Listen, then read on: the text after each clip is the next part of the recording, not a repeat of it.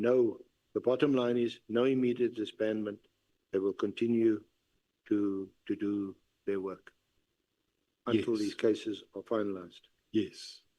Do you agree with that? I agree with the fact that the National Commissioner didn't agree with immediate disbandment. And he actually produced a plan that speaks to the phasing out approach. And that plan is that what was found. It's exactly what happened.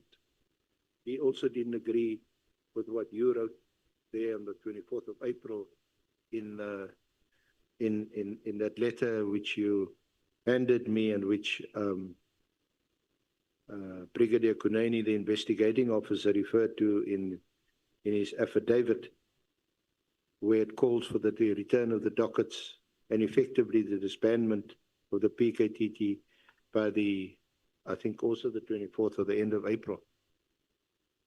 Remember that, Chair and members, the National Commissioner never made it visibly clear that he doesn't agree with the minister. And I'm sure he has said it many times, even in the commissions, in particular at the Madlanga commissions.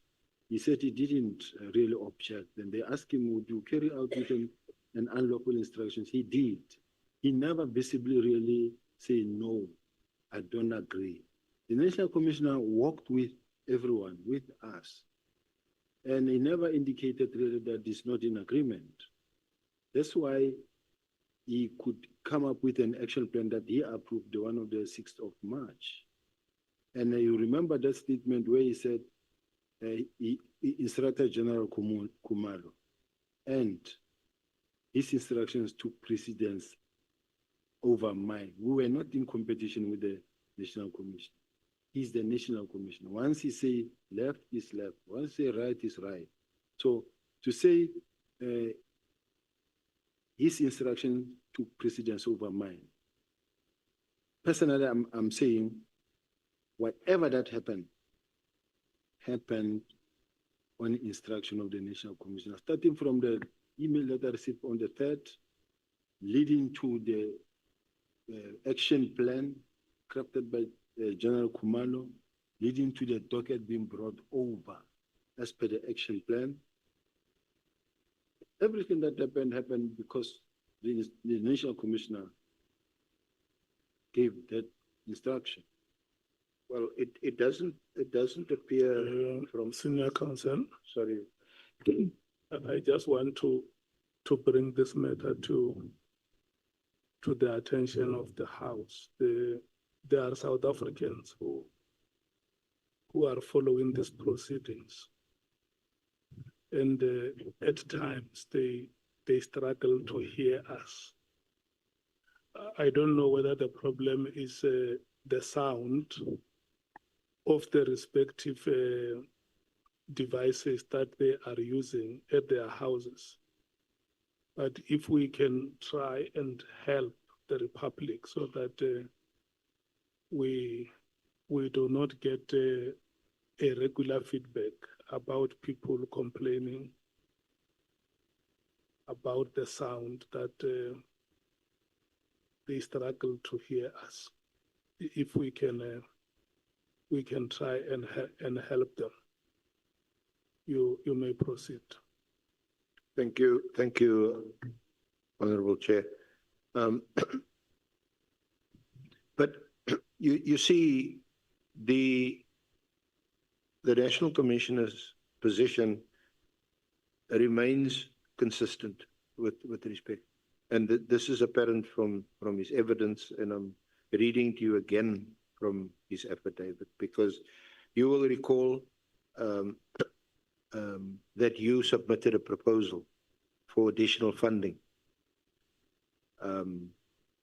Why? Because the PKTT was going to be disbanded. You asked for additional funding. Clearly not for the PKTT. It was for the continuation of the work of the PKTT. It was dockets you had now requested to be returned, and this work was presumably going to be allocated elsewhere. So on the 22nd of July, and this I think this is while you were at home, on the 22nd of July, the National Commissioner disapproved your request for funding for the investigation of the 121 political task team killing dockets proposed by Major General Motsepe and recommended by yourself.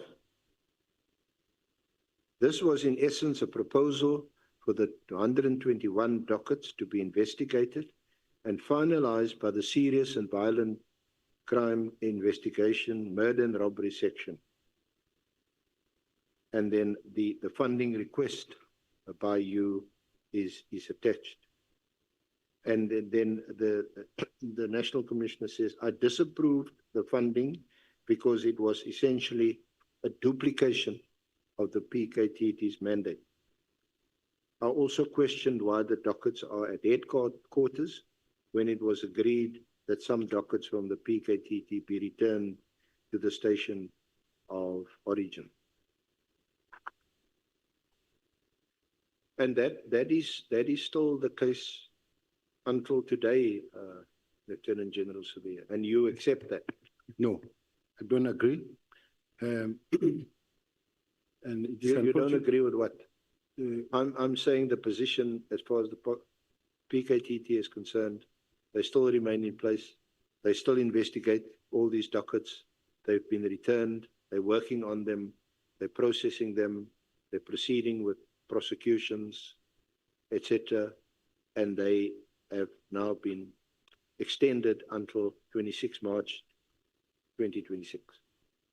I thought we agreed that earlier. Those are the objective facts. Council, you give me a wrong proposal, and when you ask me, do you agree? And I say no, and you say you don't agree with what? I'm saying to you now, Council, when the dockets were collected and were taken to General Mkhwanazi, he rejected. And when he rejected the docket, they informed, General Sintumule immediately informed the National Commission. The National Commissioner said, let General Sibiya make a plan, the DNC make a plan. Then they put a team together, and General Motsepe prepared a report and a request for a budget for the members to go down and carry on with these investigations. It's not a question of we were disbanding and then starting something new. We can't close a task team only to start another one. That was not the idea. And I'm sure we all agree that General Mkhwanazi did agree that he refused to accept the docket because he says he was not told how the docket left. When he found out how the docket left, he immediately said, no, I don't want them, let them go back to where they can take them to General Sibiya's office.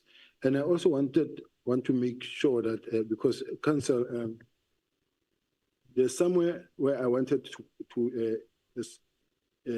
highlight that General Mkhwanazi did, in his statement, where he made a statement here and at Madlanga, where there is a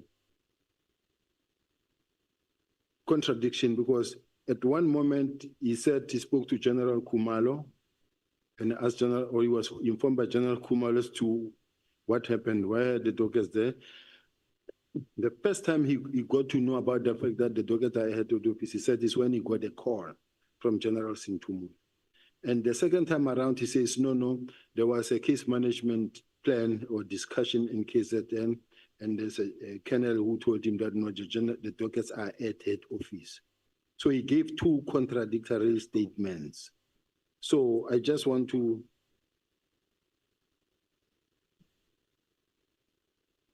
But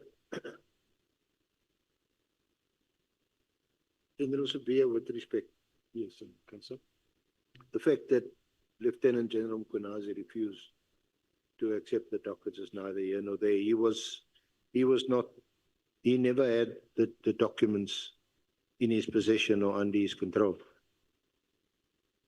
The person who was responsible for the dockets was the project team leader, and that is Brigadier General Kumalo.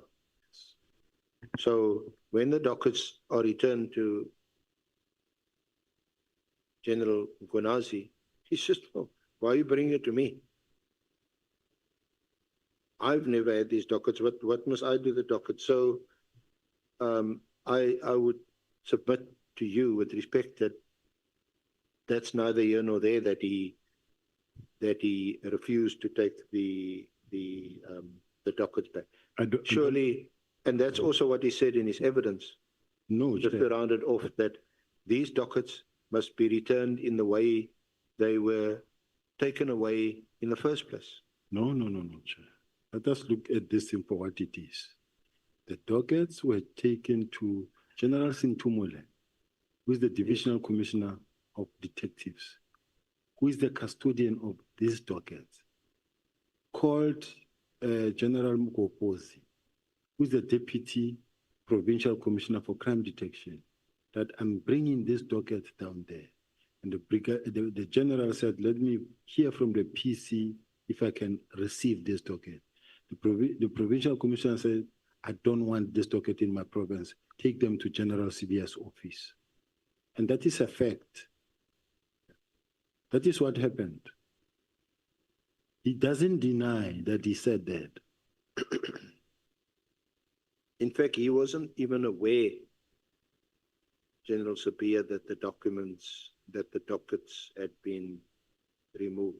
I mean, this was only confirmed on the 20th of May, according to his statement, at a case flow management meeting, when he subsequently learned that the dockets were handed over on your instructions.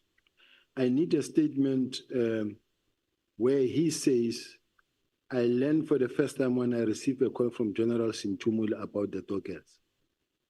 And that's when I got to know that there are dockets. The dockets are not here.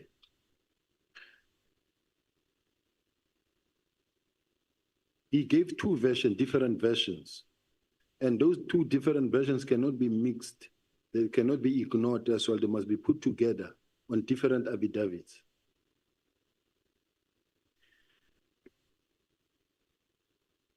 General Sibiya, I'm submitting to you that we will be here even longer if we must dwell on this issue. I am saying to you that it is of no moment. What we were discussing was whether or not the directive of the minister on the 31st of December to disestablish the task team immediately, whether that was ever implemented. It clearly appears to be the case from our interaction, from our discussion, from what I've put to you, from what you've put to the honorable members before this committee, that that was not the case. It was never implemented immediately. There were differences. Maybe we can leave it at that. There were differences with this plan. But at the end of the day, we know that the PKTT still exists and is still in operation. I agree. It was never implemented fully, but what happened is exactly in terms of the action plan that says this is what is going to unfold. We are going to be taking the docket. The phase-out approach talks about 3 stages. The first stage being to take the docket to murder and robbery unit, which was presented by General Khumalo in cabinet, in Parliament, Portfolio Committee, and the very next day at the meeting of the 6th. Now, that is what they were implementing in phases. The first phase being to take the dockets to the murder and robbery units. That is why the other dockets and instruction was given that they be, the 3 dockets and instruction was given that they be sent to Eastern Cape, Umtata. But the bottom line is that what the National Commissioner and General Khumalo presented on the 6th, that we are going to face it in, is what happened. The bringing of the docket is the first phase. And remember that the National Commissioner had already said he gave an instruction and even told them that ignore that one, to ignore my instructions, and of which the National Commission is allowed to do that. So whatever that flowed thereafter from General Khumalo cannot say, or anybody for that matter cannot say, yeah, but you gave these instructions and it was complied with. Already the National Commissioner instructed General Khumalo to say, ignore that one, or ignore this. This is where we are going now. So there's no way any other person can listen to me over and above the National Commissioner, especially knowing the position of the National Commissioner.